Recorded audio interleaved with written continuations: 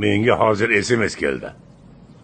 Endi kuyov bola Bobirjon, siz uchun nogironlar uyidan yaxshi bir ajoyib xonani buyurib qo'ydik.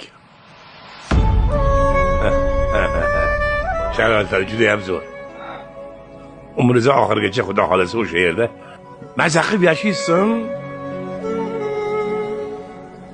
Menga bunaqa qaramang, Bobur aka. Nogiron er bilan qanday yashayman axir? Qizim, sen nimalar deyapsan? Axir ering bu.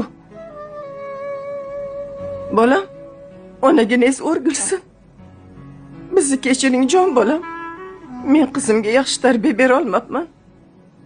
Bu ham otasiga o'xshab pulni oldida hamma narsaga tayyor bo'pti. Meni vijdonim qiynaladi siz oldingizda. Meni kechiring. Qara. Bu shuncha boylik turganda hali ham vijdon haqida gapirasanmi? Kalla bormi o'zi?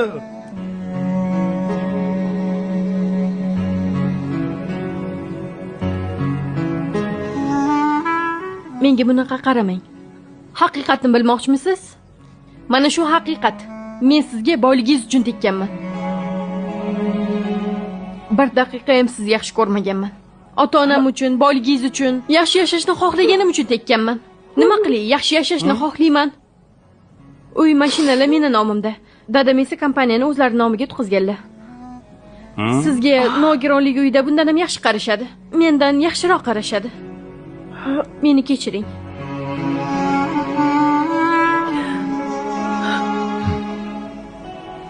Ha ha ha.